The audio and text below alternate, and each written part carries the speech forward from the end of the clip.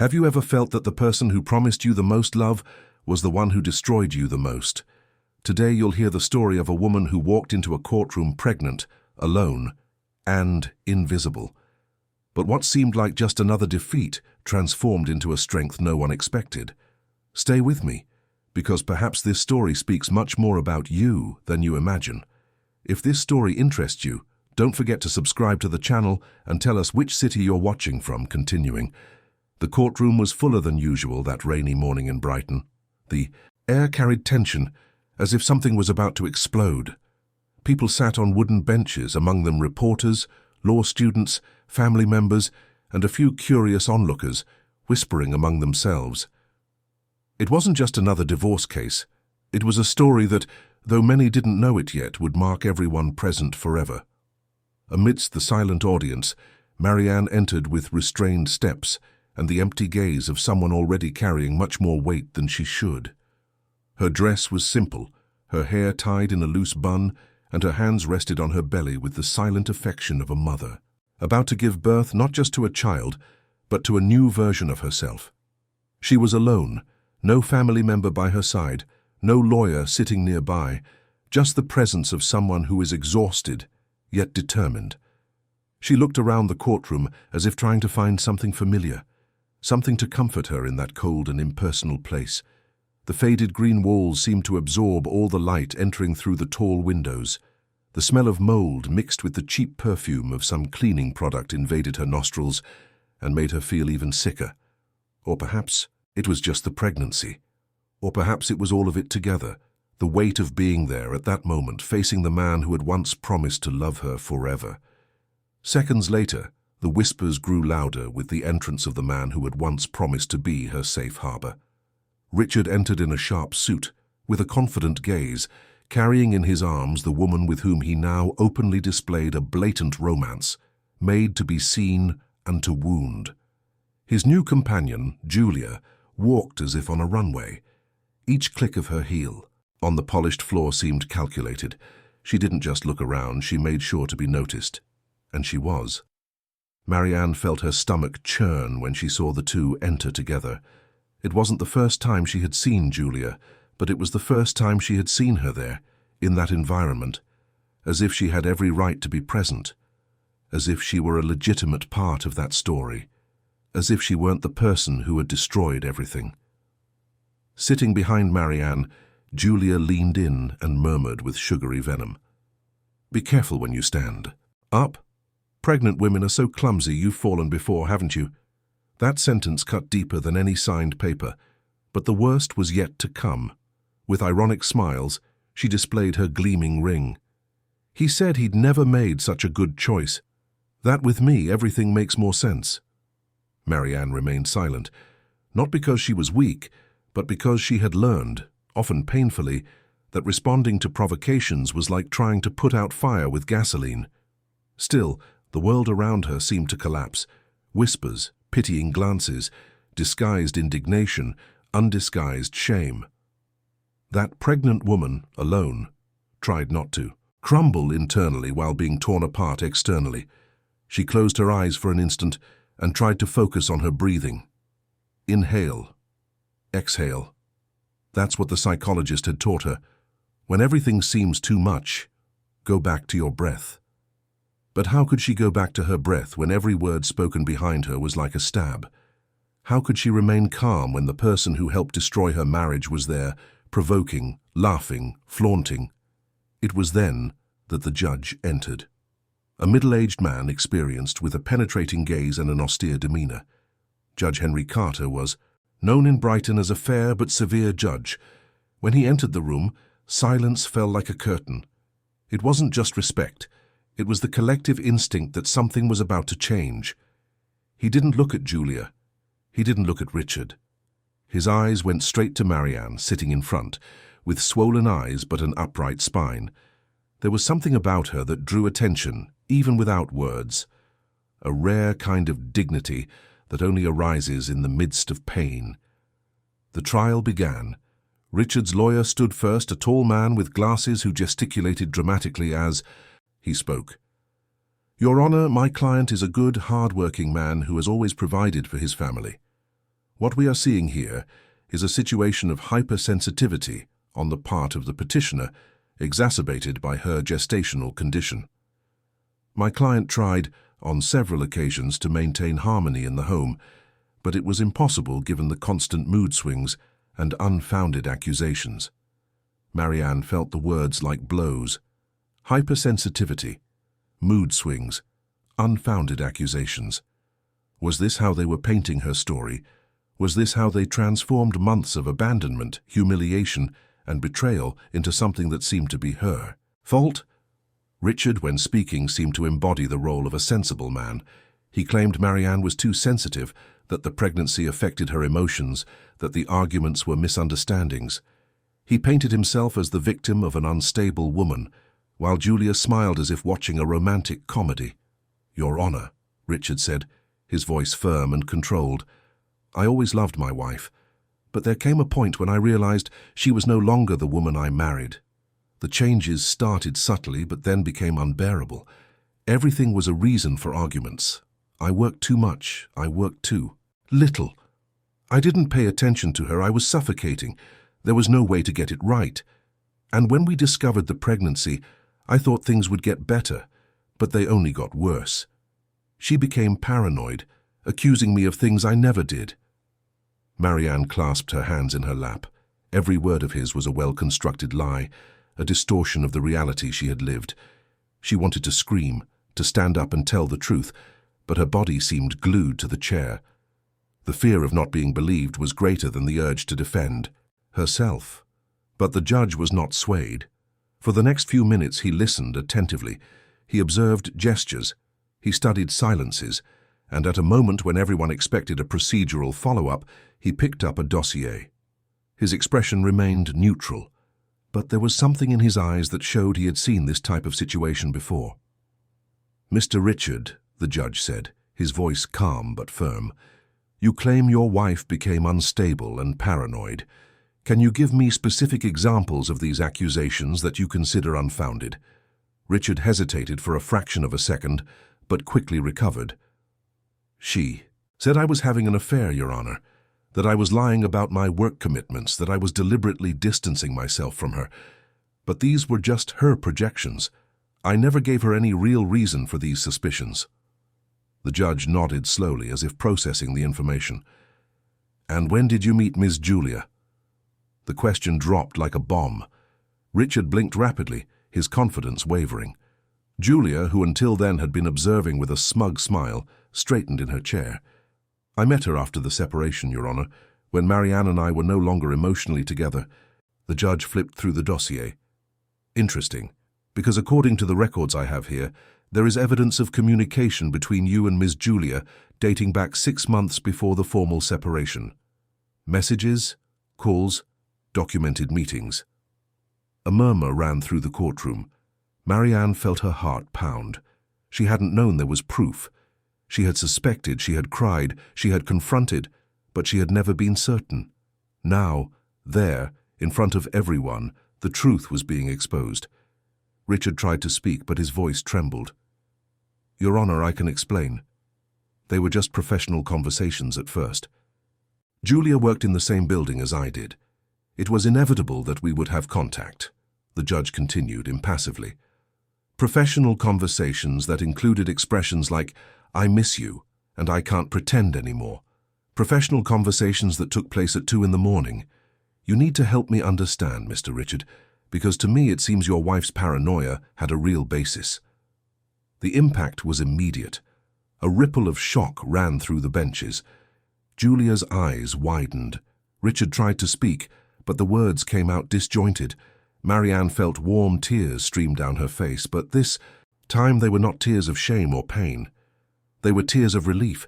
Someone was seeing, someone was understanding, someone was on the side of truth. The judge then firmly requested that Julia withdraw from the area reserved for family members with legal representation. When she resisted, arguing that she had the right to be there supporting Richard, the judge was direct. "You are neither family nor do you have a legal bond with the parties involved in this case. Your presence is clearly causing additional distress to the petitioner. I ask you to withdraw or you will be escorted out." Julia stood up, her face red with humiliation. For the first time her heels seemed less high. She shot a furious glance at Marianne, as if it were all her fault, and exited the courtroom accompanied by an officer. The hall fell into absolute silence. Marianne looked at her hands. They trembled slightly, but there was something different. For the first time in months, she felt that perhaps, just perhaps, things could start to make sense again. The judge turned his attention back to her. "Ms. Marianne, would you like to speak? I know you are not accompanied by a lawyer, but this is the moment for you to present your version of the facts." Marianne took a deep breath. Her voice, which had been silenced for so long, now needed to be heard. She looked at Richard, who avoided her gaze, and then at the judge. Slowly, she stood up, resting one hand on the table in front of her. "Your Honor," she began, her voice low at first, but gaining strength. "I am not an unstable woman. I am not paranoid, and I am not weak. But for a long time, I was made to believe I was all of those things. It was a slow process, you know. It started with small things. He would come home late, and when I asked where he was, he would say I was controlling. When I noticed he was distant, he would say I was too needy. When I found strange messages on his phone, he would say I was invading his privacy, that I didn't trust him, that I was creating problems where none existed." She paused, wiping away the tears that streamed down her face. "And I believed it. I believed that I was the problem, that I needed to change, that I needed to be less demanding, less emotional, less everything. So when I found out I was pregnant, I thought it would be a new beginning, that he would look at me like before. But it was the opposite. He distanced himself even further. And when I needed him most, when my body was changing and I was scared and needed support, he was with her." Richard lowered his head. His lawyer tried to intervene, but the judge raised his hand, asking for silence. "You may continue, madam," he said gently. Marianne nodded. "I don't want revenge, Your Honor. I just want justice. I want my child to grow up knowing that his mother fought for him, that she didn't give up even when everything seemed impossible. And I want him to know that despite everything, despite the pain and betrayal, his mother never lost her dignity." The silence in the courtroom was absolute. People who had only come to observe found themselves moved. Some squeezed each other's hands in silent solidarity. Marianne sat back down, exhausted but relieved. She had spoken. Finally, she had spoken. The judge observed Marianne for a long moment before speaking. "Miss Marianne, what you are describing has a name. It is called emotional manipulation, and it is a form of violence that leaves invisible, yet deep, scars. This court takes this type of situation very seriously." He then turned to Richard. "Mr. Richard, do you have anything to say in your defense? And I ask you to be honest, because we already have enough evidence to seriously question your version of the facts." Richard swallowed hard. He looked at Marianne, then at the judge, and for the first time since the beginning of the hearing seemed to completely lose his composure. I didn't want things to get to this point. I didn't plan to get involved with Julia. It just happened. And when it happened, I didn't know how to handle it. So I tried to keep pretending everything was fine at home, but it wasn't. And yes, perhaps I was unfair to Marianne. Perhaps I put the blame on her when the fault was mine." "Perhaps," the judge repeated, his voice laced with irony. "Mr. Richard, you are not being accused of having an extramarital affair. That, while morally questionable, is not a crime. What is being questioned here is the pattern of behavior you adopted. The messages in this dossier do not just show an affair, they show a deliberate plan to emotionally destabilize your wife." The judge opened the dossier and began to read. Here, for example, a message from you to Miss Julia saying, "If I keep making her doubt herself, it will be easier when I ask for a divorce. She'll think it's her fault." Or this other one, "I'll start going out more. Leave her alone. Pregnant and alone, she'll become more fragile." A heavy silence fell over the courtroom. Marianne felt as if all the air had been sucked from the room. So it was true, everything had been planned. Every time she doubted herself, every time she felt crazy, every time she thought she was exaggerating, it was because he was doing it on purpose. Richard tried to speak, but the judge interrupted him. "No, Mr. Richard, you have said enough. and what you have said, combined with the evidence we have, paints a very clear picture. This is not a simple divorce case. This is a case of systematic psychological abuse. Marianne couldn't stop crying. But now, the tears were different. They were tears of liberation. Someone had seen, someone had understood. She wasn't crazy. She never was. The judge announced a 15-minute recess before continuing with deliberations. Marianne remained seated as the courtroom emptied. She had nowhere to go.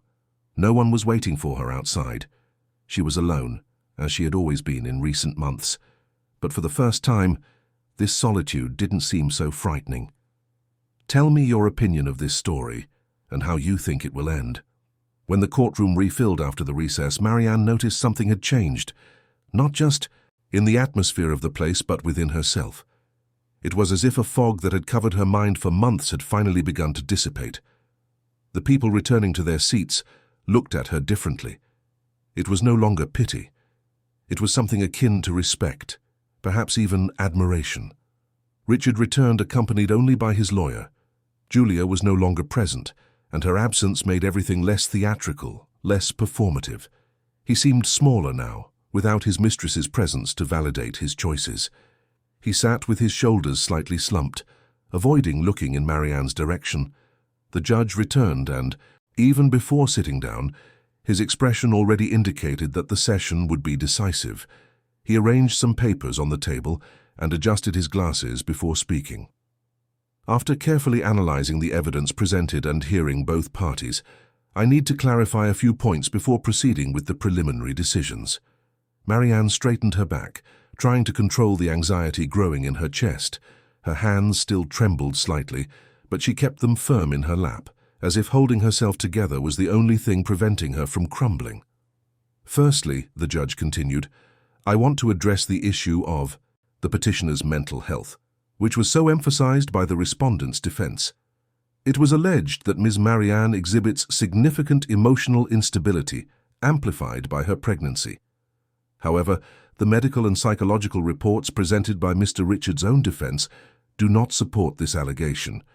What we see in the reports is a woman facing severe situational stress, which is entirely understandable given the context of betrayal and systematic emotional manipulation. Richard's lawyer began to rise to protest, but the judge raised his hand. I'm not finished, doctor. The documents in this case, including the messages exchanged between Mr. Richard and Ms. Julia, demonstrate a pattern of behavior that constitutes psychological abuse. We are not talking about a man who simply fell in love with someone else. We are talking about a conscious plan to emotionally destabilize his wife, to make her question her own sanity, to facilitate a separation process that would exclusively benefit Mr. Richard. Marianne felt a lump in her throat. Hearing those words spoken with such clarity, with such authority, validated years of pain, she had kept silent. How many times had she questioned herself? How many times had she thought she was truly going mad? The judge continued, his firm voice echoing through the hall. We have explicit messages here that show deliberate strategies of social isolation, of financial control disguised as protection, of constant invalidation of the petitioner's feelings. In one of the messages, Mr. Richard writes to Ms. Julia, and I quote, If I keep telling her she's exaggerating every time she complains about something, eventually she'll stop complaining and just accept everything. End quote. A murmur of indignation ran through the courtroom. Richard lowered his head even further, his hands clasped on the table in front of him. His lawyer scribbled furiously on a notepad, probably trying to find some way to minimize the damage being done. This, the judge continued, is not the behavior of a confused or unhappy husband. This is calculated psychological abuse. And what makes it even more serious is that it occurred during the petitioner's pregnancy, a period when any woman is particularly vulnerable, both physically and emotionally. Marianne discreetly wiped a tear that streamed down her face. She didn't want to cry anymore. She didn't want to appear weak, but it was impossible to contain the emotion. For so long she had carried that weight alone, doubting herself, blaming herself, believing that perhaps Richard was right, and she really was too sensitive, too dramatic, too problematic. Your Honor, Richard's lawyer finally spoke, standing. "I understand the gravity of the evidence, but I must point out that my client is deeply remorseful for his actions. He recognizes that he made serious mistakes and is willing to do whatever is necessary to repair the damage caused. He wants to be a present father to the child to come." The judge looked directly at the lawyer. "Your client's remorse is commendable, doctor, but remorse does not erase the consequences of his actions. And as for being a present father, that will be determined by this court based on what is best for the child, not what is most convenient for Mr. Richard." He then turned to Richard. "Mr. Richard, do you have children from previous relationships?" "No, Your Honor, this will be my first child." "And Ms. Marianne, will this also be your first experience as a mother?" "Yes, Your Honor," Marianne replied, her voice still trembling but audible. The judge nodded thoughtfully. "So both of you are about to embark on a completely new journey. The difference is that Ms. Marianne is doing this alone, while Mr. Richard has a support network. This deeply concerns me in terms of balance and justice." He paused, leafing through a few more papers. "Furthermore, there is the financial issue. According to the documents presented, Mr. Richard is the primary provider for the family, with a substantially higher salary than the petitioner. Ms. Marianne works as an early childhood teacher, correct?" "Yes, Your Honor," Marianne confirmed. "But I've been on medical leave since the 5th month of pregnancy, on my obstetrician's recommendation. The pregnancy has been complicated." "Complicated in what way?" Marianne took a deep breath before responding. "I've had episodes of high blood pressure, and the doctor detected a risk of premature birth. Because of this, I need to rest. I can't work now and probably won't be able to return until a few months after the baby is born. And during this period, who is covering your expenses?" There was an awkward silence. Marianne looked at Richard, who kept his eyes fixed on the table. "I am, Your Honor. I've been using my savings." Richard stopped contributing to household expenses 3 months ago, claiming he needed to save for his lawyer and to start his new life. The judge turned sharply to Richard. "You stopped providing for your pregnant wife, who is on medical rest, to pay for your divorce lawyer and finance a new relationship." Richard finally looked up, his voice coming out low and defensive. "Your Honor, I thought she had money saved, and technically we were already separated." "Technically separated," the judge repeated, each word laden with disdain. "Mr. Richard, do you realize the gravity of what you are saying? You left your wife pregnant with your child in a situation of financial vulnerability during a critical health period because you were technically separated." Richard's lawyer tried to intervene. "Your Honor, my client was going through an emotionally turbulent time and perhaps didn't make the best decisions, but that doesn't mean he's a bad man or that he can't be a good father." The judge looked at the lawyer with an expression that mixed weariness and disbelief. "Doctor, I am not questioning whether your client is a good or bad man. I am evaluating his concrete actions and the impact they had, and what I see is a pattern of selfish and harmful behavior."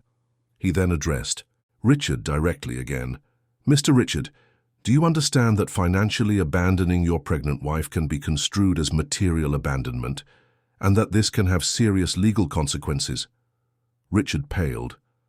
I didn't think of it that way, Your Honor. I was confused. I was trying to start my life over." "Start your life over at whose expense, Mr. Richard? At the expense of the woman carrying your child? At the expense of the child who hasn't even been born yet?" The silence that followed was absolute. Marianne watched the scene with a mixture of satisfaction and sadness. Satisfaction because finally someone was confronting Richard with the consequences of his actions. Sadness because that man, whom she had once loved deeply, had become someone she barely recognized. The judge sighed and opened another folder. "Now, let's talk about the issue of custody." Mr. Richard's defense requested shared custody, arguing that it is his right as a father to actively participate in raising his child. Under normal circumstances, I would be in favor of such an arrangement. I believe that whenever possible, both parents should be present in a child's life. Marianne felt her heart sink. Shared custody.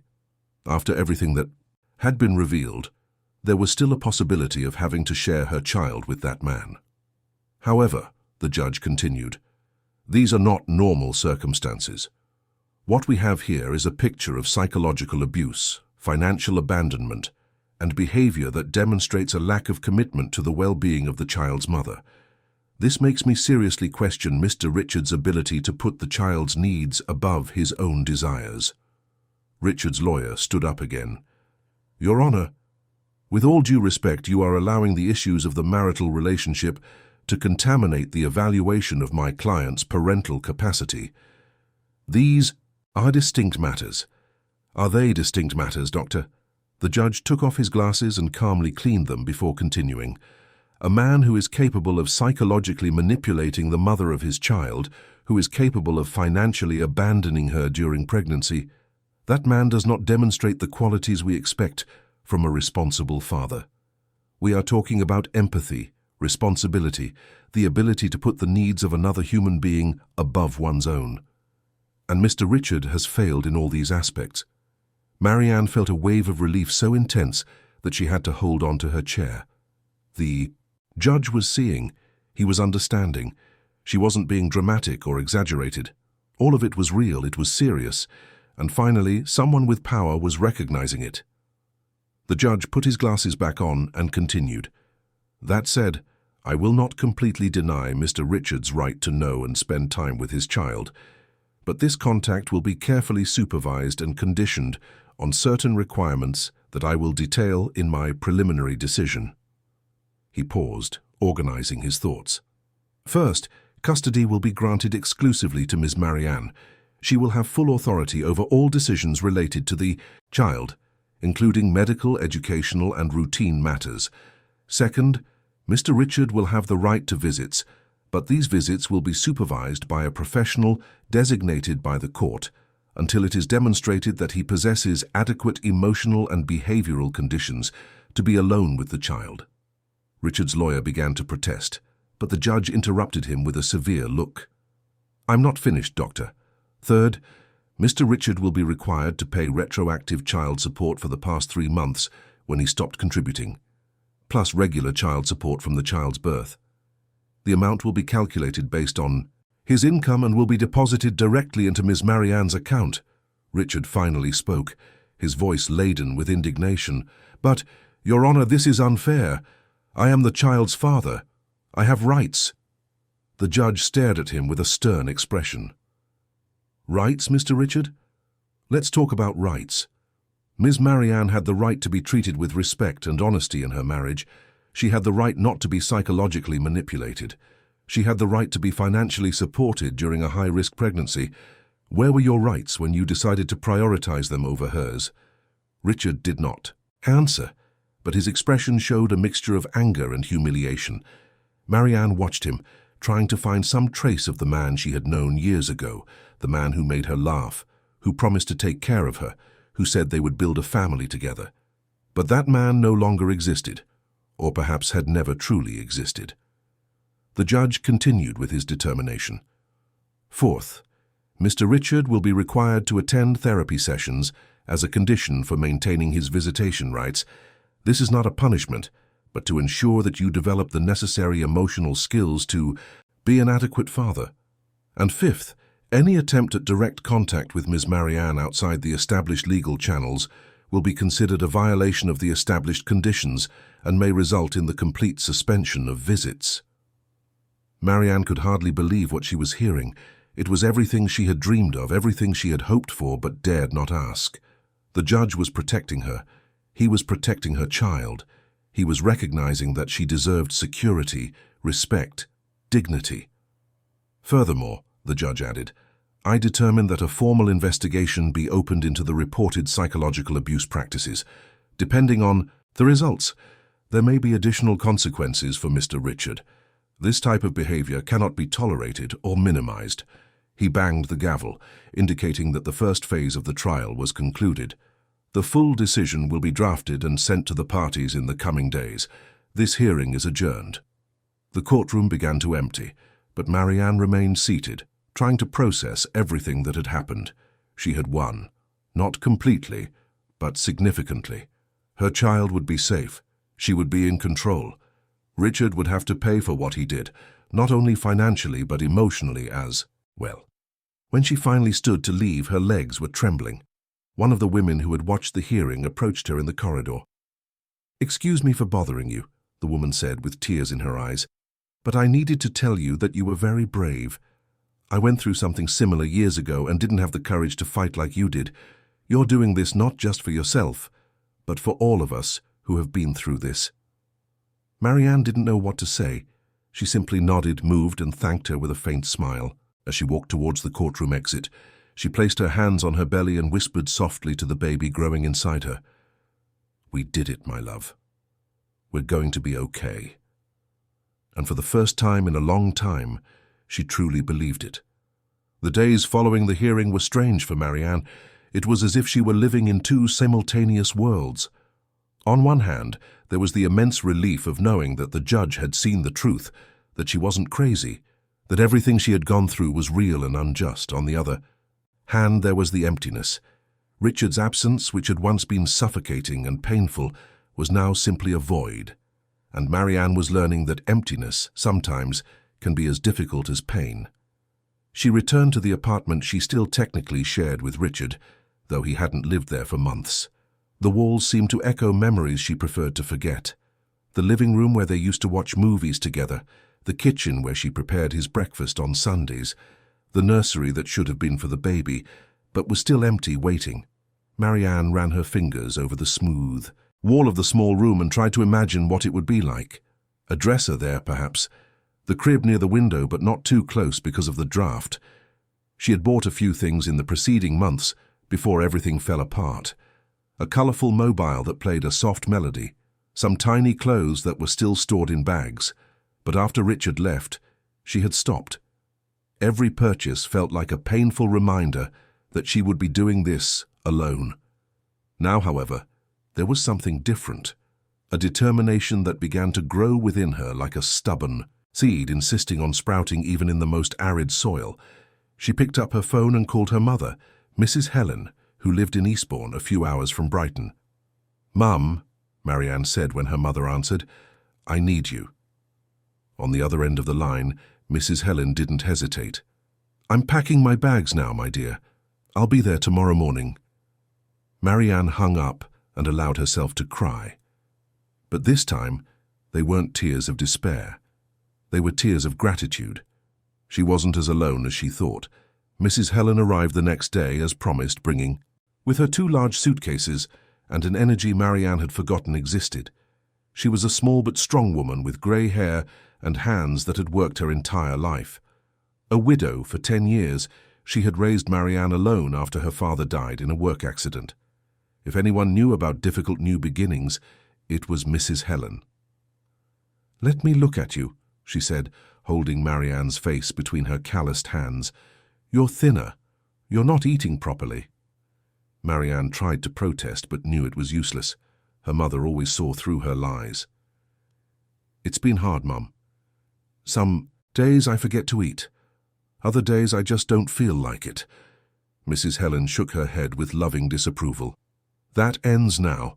You have a life growing inside you. This baby needs a strong mother, and to be strong, you need to eat and rest and stop carrying the world on your shoulders." In the following weeks, Mrs. Helen's presence transformed the apartment. She cooked, cleaned, organized, and most importantly, she talked. She didn't judge Marianne for marrying Richard. She didn't say things like, "I told you so," or "You should have noticed sooner." She simply listened, validated her daughter's feelings, and slowly helped rebuild the self-esteem that had been systematically destroyed. One afternoon, while folding baby clothes that had arrived in the mail, Mrs. Helen casually commented, "You know, when your father died, I thought my life was over. You were only 8 years old and I had no idea how I was going to raise you alone. I was afraid of everything. Afraid of not being able to pay the bills, afraid of you missing a father, afraid of failing." Marianne stopped organizing the diapers she was stacking and looked at her mother. "And how did you overcome it?" Mrs. Helen smiled, a tired but genuine smile. "I didn't overcome it all at once. It was one day at a time. Some days I would cry after you fell asleep. Other days I felt stronger than ever. But I had you, and you needed me, And that gave me a purpose, it gave me a reason to continue. And look at us now. You grew up, you graduated, you became an incredible woman. So yes, everything worked out." Her mother's words touched Marianne deeply. She placed her hand on her belly, feeling a slight movement from the baby. "Do you think I'll manage, Mum, to be a good mother alone?" Mrs. Helen dropped the clothes she was folding and went to her daughter, hugging her tightly. "My dear, you are not alone. You have me. And more importantly, you have yourself. And I saw you in that courtroom. I saw you stand up and speak your truth even when you were afraid. If you could do that, you can do anything." Meanwhile, across town, Richard faced a very different reality. The judge's decision had been a brutal shock for him. He truly believed he would get shared custody, that he would be able to convince the judge that he was just a man who fell in love with someone else. But the evidence had been undeniable, and now he was paying the price. Julia, who had initially been all support and understanding, began to change. The supervised visits were humiliating, she said. The fact that he had to pay such high alimony was unfair, she complained, and the mandatory therapy sessions were excessive, she insisted. Slowly, Richard began to realize that the woman for whom he had destroyed his marriage might not be who he thought she was. One night, after a particularly intense argument about money, Julia let slip something he would never forget. "You know, Richard, when we started, you seemed so confident, so in control. But now look at you, having to ask permission to see your own child, having to go to therapy like a troubled teenager. That's not attractive." Richard remained silent, processing the words. Was that what he was to her? An idealized version of himself that he had created to impress her? And now that the truth was exposed, now that the consequences of his actions were manifesting, he was no longer interesting. That night, alone in his new impersonal apartment, Richard allowed himself to think about everything he had lost. Not just Marianne, though he was beginning to realize how good she had been to him, but also the chance to be present from the very first moment in his child's life, the chance to see the belly grow, to feel the first kicks, to be there for the birth. All of this he had thrown away for what? For validation? For excitement? For pure selfishness? He thought about the messages the judge had read aloud in court. Those words had come from him, but now, rereading them, they seemed to have been written by someone else. A cruel, manipulative person he didn't want to believe he was. But he was. He had done that. He had deliberately tried to destroy Marianne's sanity to make the divorce easier for himself. The first therapy session was difficult.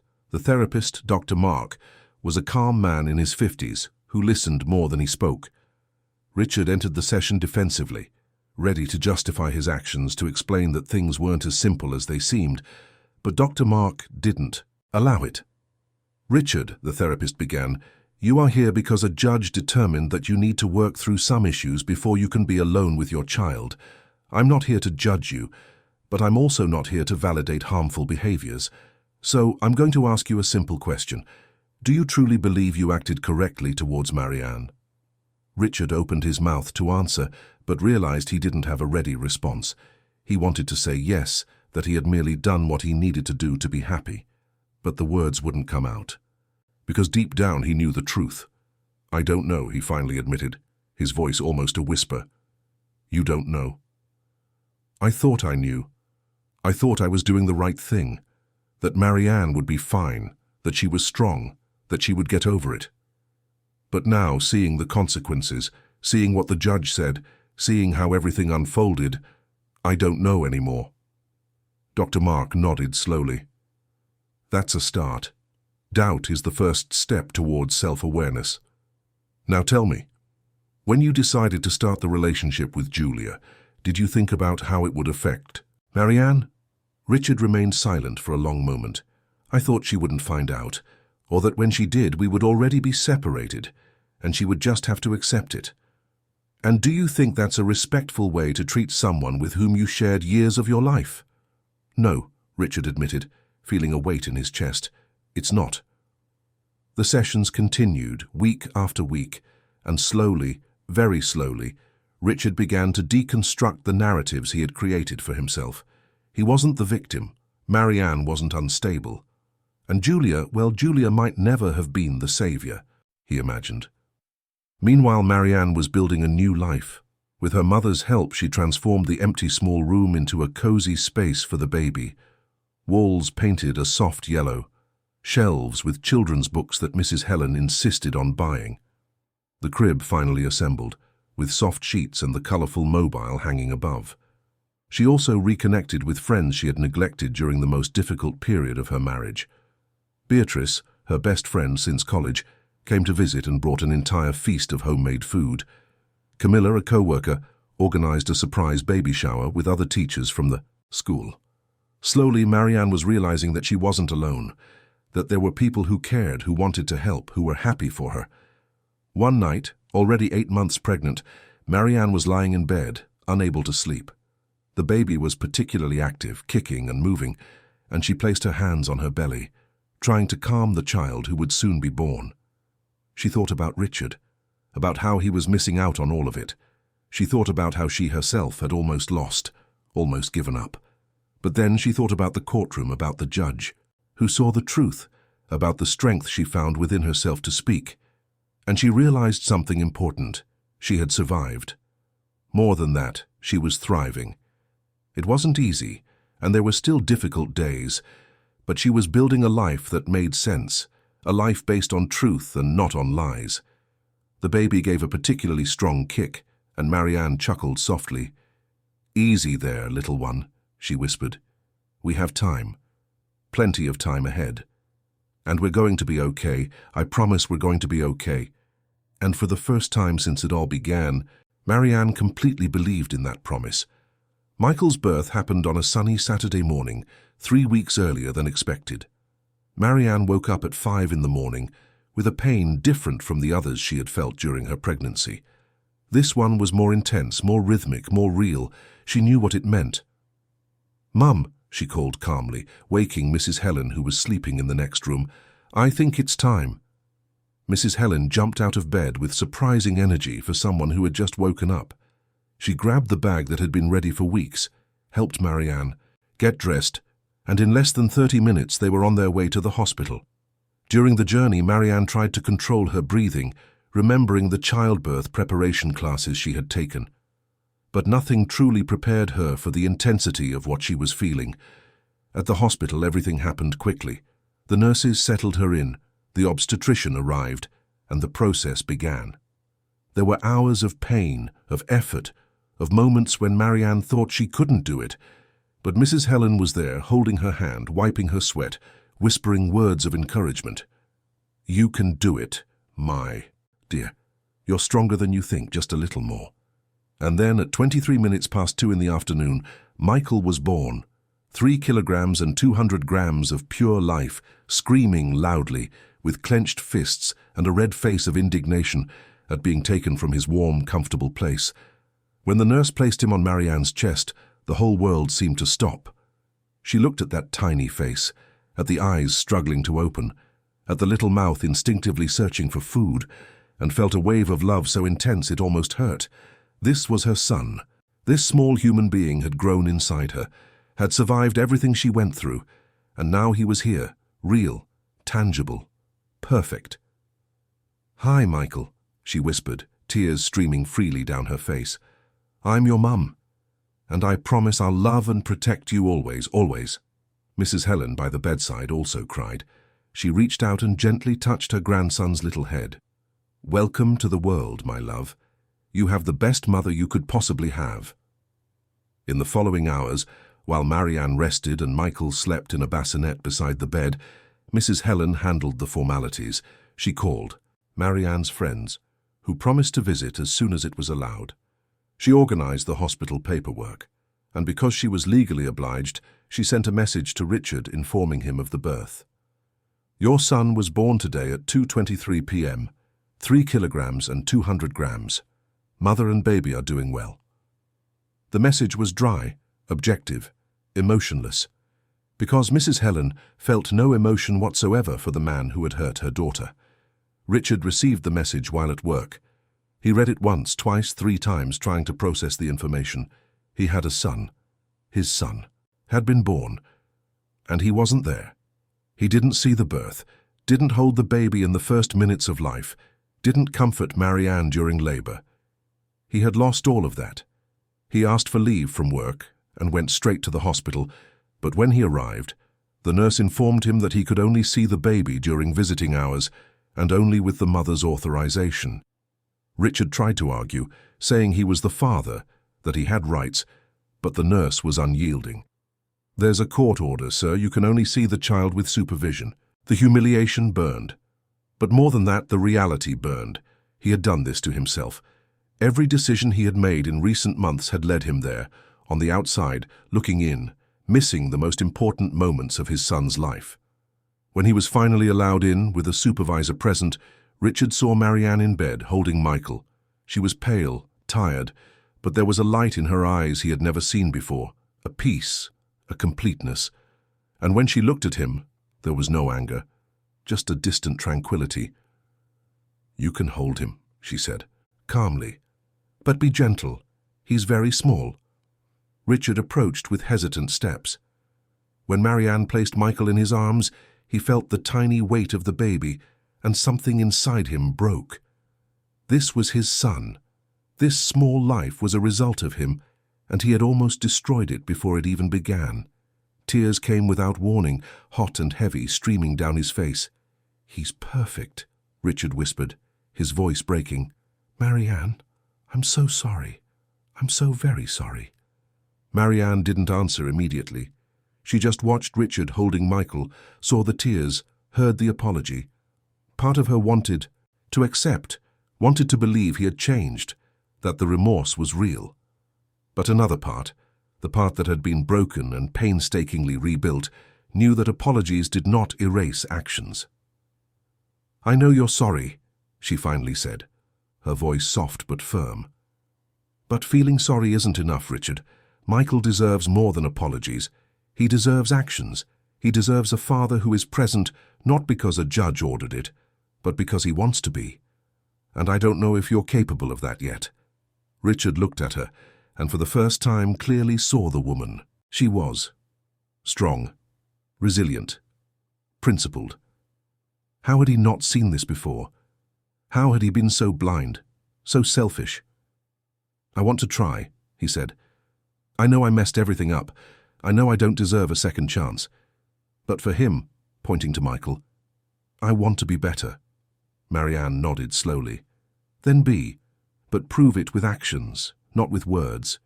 Go to your therapy sessions. Fulfill your obligations. And when the judge decides you're ready to be alone with him, prove you deserve that trust." The visit lasted only 15 minutes, but for Richard it felt like an eternity and a second all at once. When he returned Michael to Marianne and left the room, he felt empty and full simultaneously, empty of certainties, full of possibilities. The following months were a journey of transformation for everyone involved. Marianne, with Mrs. Helen's help, navigated the turbulent waters of motherhood. Sleepless nights, endless diapers, painful breastfeeding, constant doubts, but also smiles, first sounds, the unmistakable scent of a baby, the comforting weight of Michael sleeping on her chest. Richard continued with therapy, and for the first time in his life, began the real work of understanding himself. Why had he behaved that way? Where did his need for control come from? Why had he chosen to hurt instead of being honest? The answers didn't come easily, and often he wanted to give up, but Michael's image kept him committed. Julia eventually exited his life. The relationship that had begun with so much passion and promises proved empty once the novelty wore off. She wanted the confident and successful Richard, not the vulnerable man in the process of changing. And though the separation hurt at first, with time Richard realized it was a liberation. The supervised visits continued for 6 months. Each week, Richard went to the court-appointed visitation center and spent 2 hours with Michael. At first, he barely knew what to do. How to hold such a small baby, how to interpret him when he cried. But slowly, with the guidance of the supervisors and his own determination, he began to learn. He learned that Michael liked to be rocked in a specific way when he was agitated, that he made a funny face before smiling, that his eyes, which were born dark, were starting to lighten, resembling Marianne's. Every discovery was a treasure. Every moment, together, was an opportunity to build something real. Marianne observed these changes with caution. She didn't want to delude herself, didn't want to believe in temporary transformations, but she also didn't want to deny Michael a present father if Richard was truly changing. So she waited, observed, and protected her son with the fierceness of a lioness. One day, when Michael was 9 months old, the supervisor requested a meeting with Marianne. He had accompanied all of Richard's visits and had an evaluation to make. Marianne went to the meeting with a heavy heart, not knowing what to expect. "Ms. Marianne," the supervisor began, a middle-aged man named Paul, "I have been accompanying Mr. Richard's visits from the beginning, and I need to be honest with you. There has been a significant change." Marianne felt her stomach clench. What kind of change? Initially, Richard was clumsy and clearly uncomfortable. He tried, but it was clear he was doing it out of obligation. But in recent months, something has changed. He arrives early for visits, brings age-appropriate toys, asks questions about child development. And most importantly, the way he looks at Michael has changed. It's no longer guilt or obligation, it's genuine love. Marianne didn't know how to feel. Part of her was happy. Michael deserved a father who loved him. But another part was afraid. Afraid it would be temporary. Afraid Richard would revert to his old self. "Are you saying he's ready for unsupervised visits?" Paul hesitated. "I'm not saying you should blindly trust him. That trust needs to be built over time. But I am saying that professionally, I believe he doesn't pose a risk to the child. The final decision, obviously, rests with the judge, and then you can decide how much you want to loosen the restrictions." Marianne spent days thinking about it. She talked with Mrs. Helen, who was surprisingly more optimistic than she expected. She talked with her friends. And finally, she talked with Richard, face to face, for the first time since the hospital.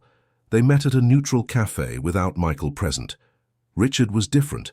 It wasn't just his appearance, though he looked more tired, more human. It was the way he carried himself. Less arrogance, more humility. "Marianne," he began, "I know you have no reason to believe me. I know I broke your trust in ways that may never be fully repaired. But I have changed. Not for you, though I deeply regret what I did to you as well. I changed because when I held Michael for the first time, I realized I didn't want to be to him what I was to you. I wanted to be better." Marianne listened in silence, studying every expression, every word. "And are you better?" "I'm trying to be. Every day. Therapy has shown me things about myself I didn't want to see. How I always chose the easy way even if it hurt other people. How I justified my bad behaviors by blaming others. How I never truly matured emotionally. But I'm working on it, and I'm going to keep working on it." Marianne took a sip of her coffee, processing. "I'm not ready to trust you completely, Richard. Maybe I never will be. What you did left scars that will take a very long time to heal if they ever heal completely. But for Michael, I'm willing to take small steps. If the judge approves unsupervised visits, I will allow it. But with clear rules. And if you break those rules, even once, it ends." Richard nodded, his eyes shining, with contained tears. "I understand, and I promise I will respect all the rules, all of them." The judge, after reviewing the reports and hearing both parties, authorized progressive, unsupervised visits, starting with a few hours, then half a day, eventually full weekends when Michael was older. And surprisingly, Richard complied. Every visit, every rule, every commitment. Years passed. Michael grew from a baby to a small child, full of energy and curiosity. Marianne returned to teaching, finding joy in her profession again. Mrs. Helen eventually returned to Eastbourne, but visited frequently, and Michael adored her. Richard became a constant, but respectful presence in Michael's life. They never became a couple again and probably would never be friends, but they found a way to coexist for the sake of the child. And Marianne? Marianne flourished. She didn't allow the betrayal and pain to define her. Instead, she transformed them into strength. She learned to trust herself again, to value her intuition, to set healthy boundaries. And when Michael asked, as all children eventually do, why Mummy and Daddy didn't live together, she answered with age-appropriate honesty, Sometimes, she explained, people grow in different directions. And that's okay. The important thing is that both Mummy and Daddy love you very much, and will always love you no matter what happens. On a quiet evening, when Michael was 4 years old and sleeping in his small room, Marianne sat on the balcony with a cup of tea and looked at the stars over Brighton. She thought about everything she had been through, all the tears, all the moments when she thought she couldn't go on. And then she thought about Michael, about his smile, his laughter, about how he ran into her arms when she came home. And she realized something fundamental. She had won, not because Richard had changed, though that was good for Michael, not because the judge had ruled in her favor, though that had been essential. She had won because she had survived. She had rebuilt herself. She had found strength where she thought there were only ruins. She raised her cup to the sky in a silent toast to herself, to all women who fight invisible battles, to all who choose to start over, even when everything seems lost. And she whispered into the night, "We did it, Michael, and we'll keep doing it always because you deserve the best. And I will always give my best for you." The stars shone in response, silent witnesses to a promise Marianne knew she would always keep. And in the small room next door, Michael slept peacefully, protected by the strongest love there is, the love of a mother who never ever gave up. End of story. Dear listeners, we hope Marianne and Richard's story has touched your heart. If you were moved by Marianne's journey of overcoming adversity, by the strength she found to protect her son Michael, leave a like, subscribe to the channel and tell us in the comments what stood out to you most in this story. Was it her courage in court, the transformation she underwent, or the hope that it's possible to start over even after so much pain? Every day we bring intense stories like this, which reveal the deepest side of the human soul, showing that even in the most difficult situations, dignity and love can prevail. Stories of real women and men who face unimaginable challenges and find within themselves the strength to continue. Don't miss our next episode where we will bring another narrative that will touch your soul. We await you here, always with stories that matter, stories that transform, stories that stay with you long after you finish listening to them. Until next time, and thank you for joining us on this emotional journey.